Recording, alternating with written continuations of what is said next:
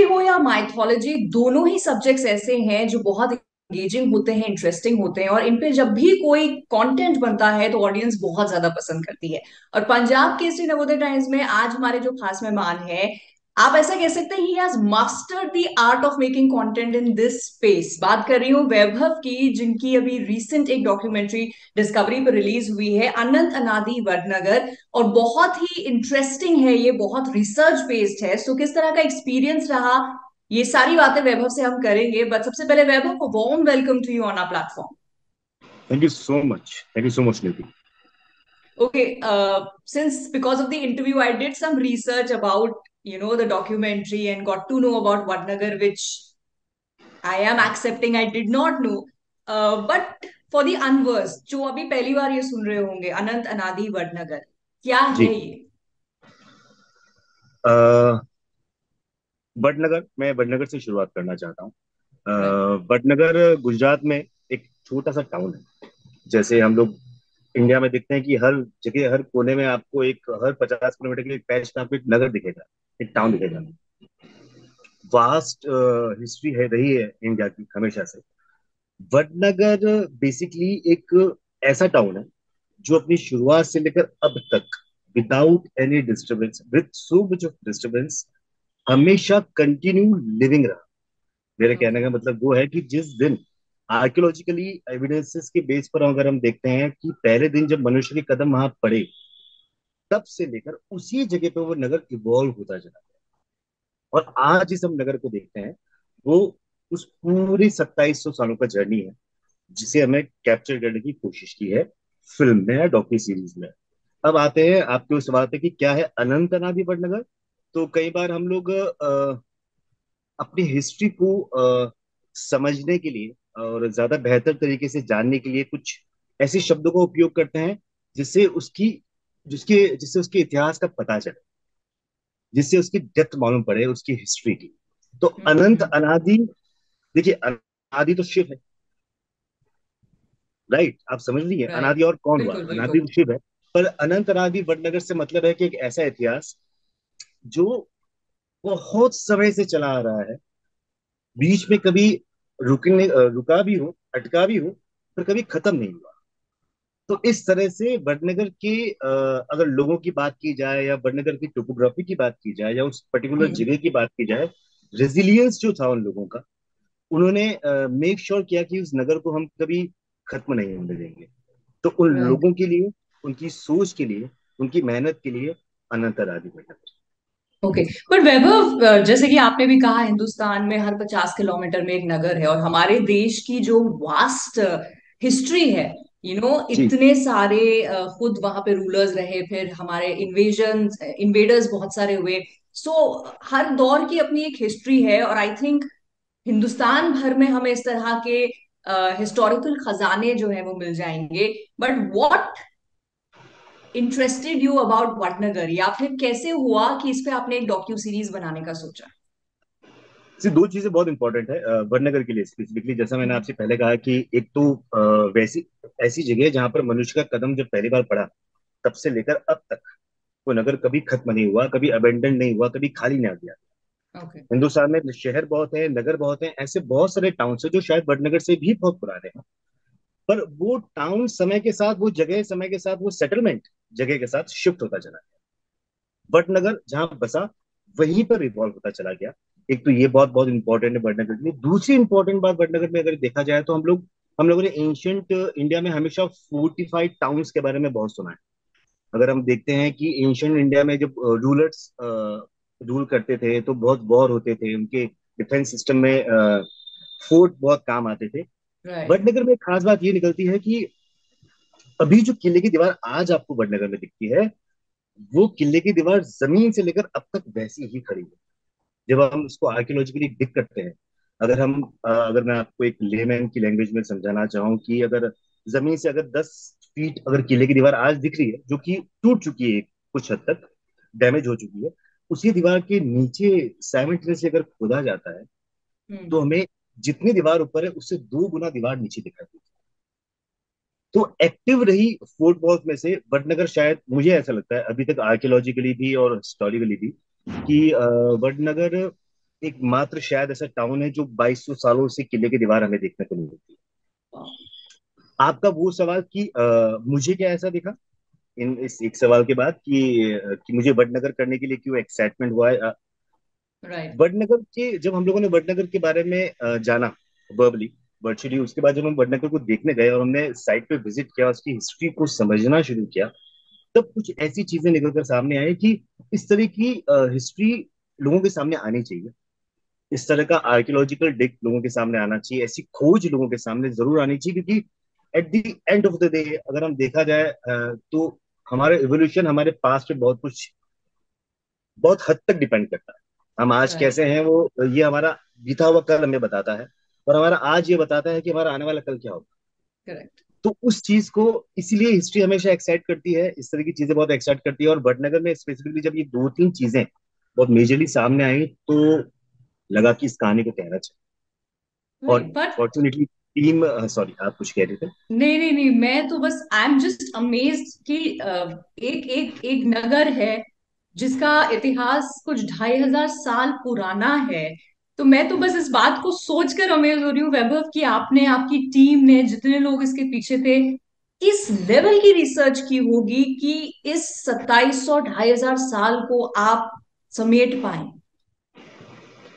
हमारी रिसर्च की अगर आप शुरुआत, अगर मैं ये कहूँ कि हमारी टीम से हुई, तो ये कहना गलत होगा। मैं ये क्रेडिट देना चाहूंगा उन लोगों का जिनका ये विजन था कि इस साइट को डिग करना चाहिए, इस साइट के राइट। इतिहास को बाहर लाना चाहिए।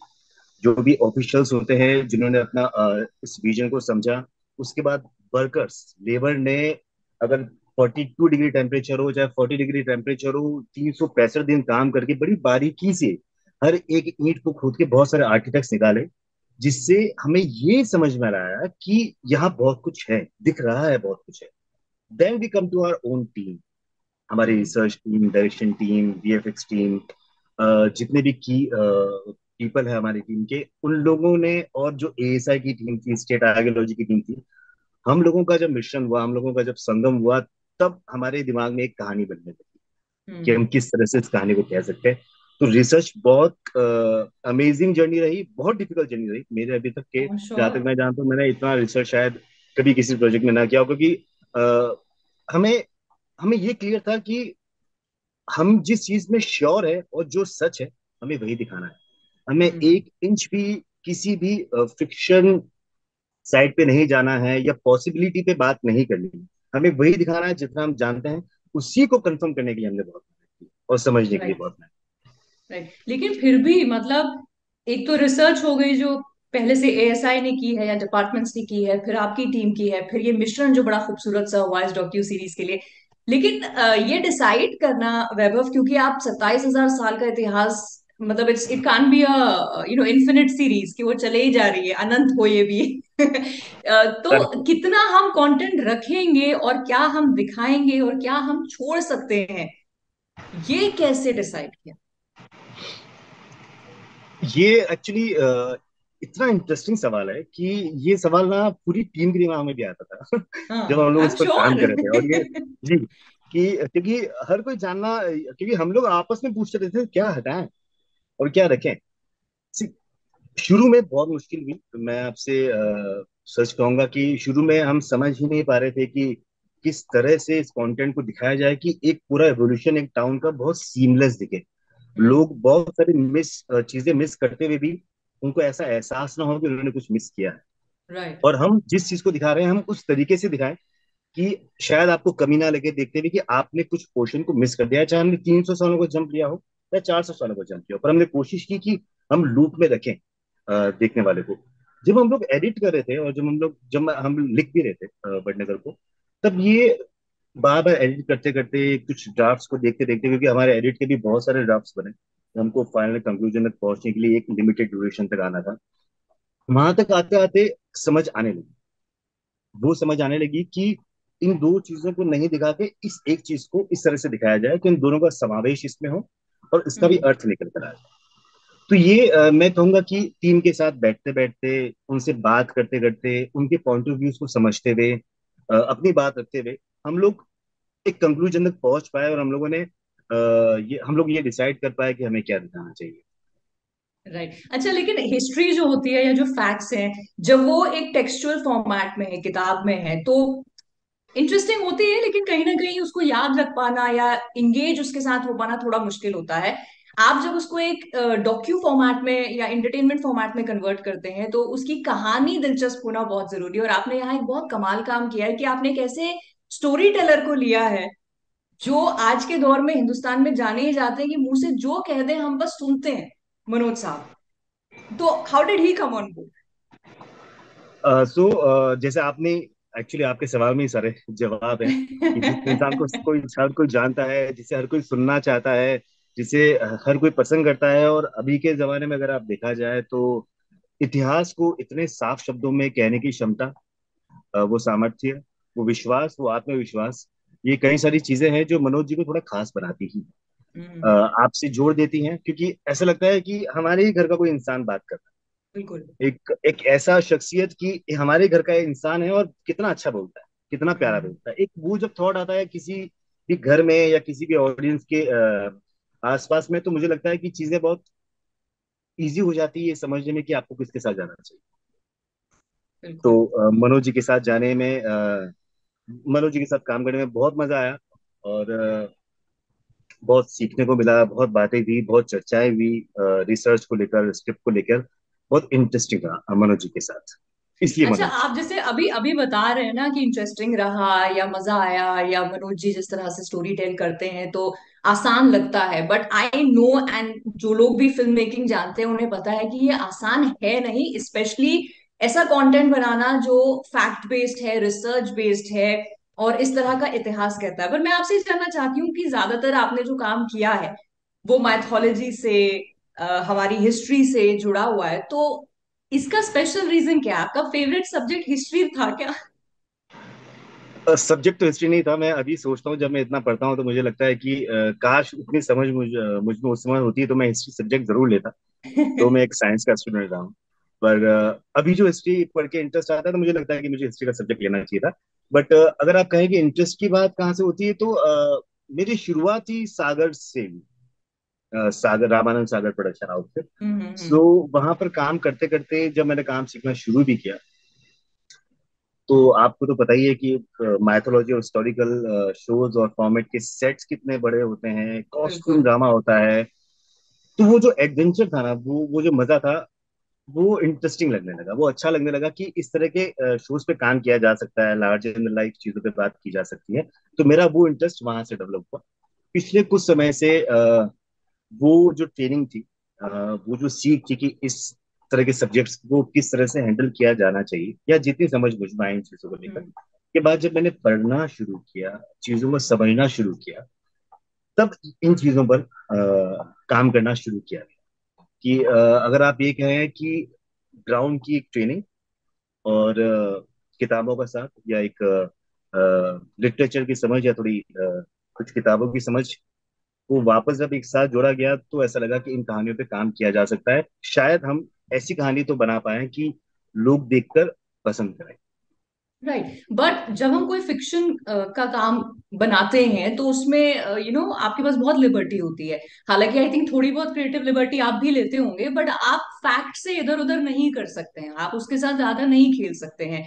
सो जी। चैलेंज का लेवल, डिफिकल्टीज का लेवल, वैभव, आप जब इस तरह का कोई कंटेंट माइथोलॉजी से जुड़ा हुआ, हमारे पुराणों से, हमारी हिस्ट्री से जुड़ा हुआ बनाते हैं, सो मुझे बताइए वो कितना डिफिकल्ट, कितना चैलेंजिंग आपके लिए होता है, and what makes you cope with it?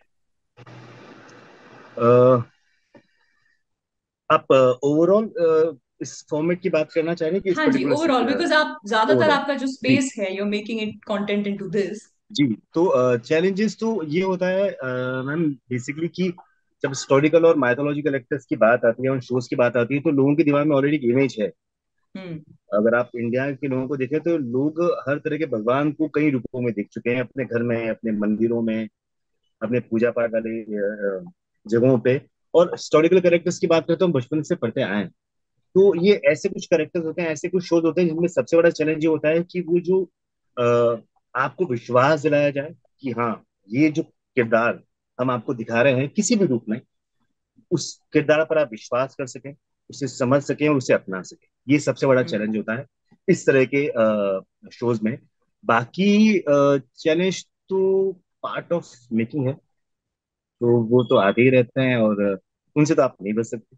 वो जितने चैलेंजिंग बट होंगे मुझे बट लगता है आप उतना बेटर परफॉर्म कर पाएंगे। वैभव, जितनी स्माइल से, जितनी आसानी से आप कह रहे हैं चैलेंज है, वो तो आता है। It is so difficult. मतलब हम हिस्ट्री के डेट फैक्ट्स, जो स्टूडेंट्स हैं दे विल एग्री कि वो याद करना, उनको सही से हमारे एग्जाम में लिखना डिफिकल्ट है। उसको आप एक कंटेंट की तरह बना रहे हैं, you can not go wrong. तो ये उतना आसान है नहीं, लेट दी ऑडियंस नो। अच्छा, बट ये सारा हो गया आपका कंटेंट, माइथोलॉजी से जुड़ा, हिस्ट्री से जुड़ा। यहाँ पर ये जो लेटेस्ट आपका आया अनंत अनादि, और फिर cut to short film like out to. So आउश टू अनंत अनादि के पहले की फिल्म है। और मैं I was assisting, I am still assisting Neeraj sir, Neeraj Pandey. और उनकी, जब हम लोग साथ में काम कर रहे थे एक प्रोजेक्ट पे, तो उनकी आउच मुझे बहुत पसंद थी। उनकी एक उन्होंने written and directed by Neeraj sir. So उस फिल्म के बारे में एक दिन ऐसी बात हुई, और मतलब अच्छी बात ये रही कि मुझे मौका मिला कि मैं उसका पार्ट टू लिख सकूं। और मुझे मौका दिया गया कि उसका पार्ट टू में सोच सकूं या लिख सकूं। तो मैंने लिख के जब सर को सुनाई, तो उनको अच्छी लगी, और इस तरह से फिल्म प्रोडक्शन में गई। अगर आप ये बात करते हैं कि मैथोलॉजिकल हिस्टोरिकल शोज और इस तरह के शोज में से बीच में हाउस टू, तो मुझे ऐसा लगता है मेरे साथ ऐसा कुछ नहीं है कि मैं एक तरह के जॉनर में फंसा हूँ या फंसा रहना चाहता हूँ या अटका हूँ। मेरे लिए कहानी है। अगर सीधी सी बात है, अगर वही हाउस टू के किरदार आज से 500 साल के पहले के होते, तो वो वैसे ही पेश किए जाते जैसे 500 साल बाद के थे। उनका बोलने का तरीका, उनके कपड़े, वो गाड़ी की जगह बैलगाड़ी हो जाती या फिर घोड़ा हो जाता। कुछ ना कुछ इस तरह का एक वर्ल्ड सेट किया जाता, जो उस तरह के वर्ल्ड को कॉम्प्लीमेंट करता, जो उस राइट। वर्ल्ड तरह के वर्ल्ड को समझाता। कहानी वही है, किरदार वही है, आप लाखों साल पीछे चले जाइए, हजारों साल आगे चले जाइए, सब कुछ वैसे ही रहने वाला है। सिर्फ दुनिया और आपका वातावरण बदलने वाला है, आप राइट। वैसे ही रहने वाले हैं। तो कुछ मुश्किल नहीं होती है जॉनर चेंज करने में। सिर्फ कहानी और किरदार को समझ लिए तो मेरे को लगता है काम हो जाता नहीं, आई एग्री विद दिस, लेकिन जैसे प्लेटफॉर्म जो है, मान लीजिए 15 मिनट की एक शॉर्ट फिल्म है जी। वर्सेस एक डॉक्यू सीरीज वर्सेस सीरियल्स, हमारे टीवी सीरियल्स जो चलते जाते हैं राइट। एपिसोड दर episode, and one person directing all of them, you, कि आपने वहां भी काम किया है, एक शॉर्ट फिल्म भी बनाई है इतनी कम ड्यूरेशन की। Vaibhav, what is your brilliance of mind कि आप 15 मिनट में भी कहानी समेट पा रहे हैं, आप हमें एक डॉक्टर सीरीज भी दे पा रहे हैं, और आप हमें कमाल के सीरियल्स भी दे रहे हैं। What is your thought process? Very difficult question तो आप, मतलब मैंने इस बारे में कभी सोचा नहीं, अगर क्योंकि मैं पहली बार आपसे ही सुना है कि इस तरह का फॉर्मूला। मैंने कभी खुद से गौर ही नहीं किया कि मैं अलग अलग तरह की टाइमलाइंस और अलग अलग तरह के मीडिया पे काम कर रहा हूँ। मुझे बस कहानी कहने में मजा आ रहा था, तो मैं आगे बढ़ता जा रहा था। डॉक्यूमेंट्री और जैसे डेली सोप की बात करें, जहाँ से टीवी शोज की बात करें, जहाँ से मेरी शुरुआत हुई थी, तो वो एक फॉर्मेट था जो मैंने सबसे पहले देखा था, उस फॉर्मेट को समझा हम्म। था। और मैंने बहुत समय तक टीवी के बहुत शोज पर काम किया। और जब मुझे लगने लगा कि मुझे अब थोड़ा सा लिमिटेड फॉर्मेट में शिफ्ट हो जाना चाहिए, then I join the one of my favourite director Neeraj sir. तो मुझे लगा कि मुझे लिमिटेड शोज में, लिमिटेड फॉर्मेट में शिफ्ट होकर उन कहानियों को कहना चाहिए जिससे कहने के लिए मुझे बहुत समय लोगों का ना लेना पड़े। हम्म। मैं अगर एक कहानी को थोड़े कम समय में लोगों को कह सकता हूँ, तो वो ऑप्शन तो नहीं रहेगा लोगों के पास कि अच्छा आज नहीं कल देखते हैं, कल नहीं परसों देखते हैं। वैसा कुछ नहीं होगा। हाँ। तो कोशिश ये थी कि इस तरह के फॉर्मेट को समझा जाए। ट्रेनिंग भी थी, लर्निंग के लिए भी, अपने आप को इवॉल्व करने के लिए भी शिफ्ट होने की जरूरत थी। तो इस तरह से जर्नी होते होते अलग अलग जगह पर कमाल के इंटेलिजेंट लोगों के साथ काम करते करते, उनसे सीखते सीखते, जो आप मेरी तारीफ कर रही है, उस बात का मैं आपको इस तरह से जवाब दे रहा हूँ कि शायद ये उन लोगों की लर्निंग है, उन लोगों के एक्सपोजर से मैंने सीखा कि मैं अलग अलग तरह के फॉर्मेट की कहानी कह सकता right, so what next now? अब कौन सा फॉर्मेट और कौन सी ड्यूरेशन पकड़ने का इरादा है? हूँ। ना कोई फॉर्मेट ना कोई ड्यूरेशन, एक ऐसी कहानी जिसे कहने का मन करे, एक ऐसी ठीक है, कहानी हम जिसे कहकर खुद को देखने का मन करे, और एक ऐसी कहानी है जिसे कहकर खुद को देखकर किसी और को कहने का मन करे कि आप भी देखिए। बिल्कुल बिल्कुल। और आपके जो वर्क है अभी पास्ट का, उसको देखते हुए मैं यकीन से कह सकती हूँ आप आगे जो भी लाएंगे उसे हमें देखने और सुनने का जरूर मन करेगा। So wishing you all the luck for that, Vaibhav, and thank you so much for your time for this thank you interview. It so was a much. Pleasure. Thank you so much.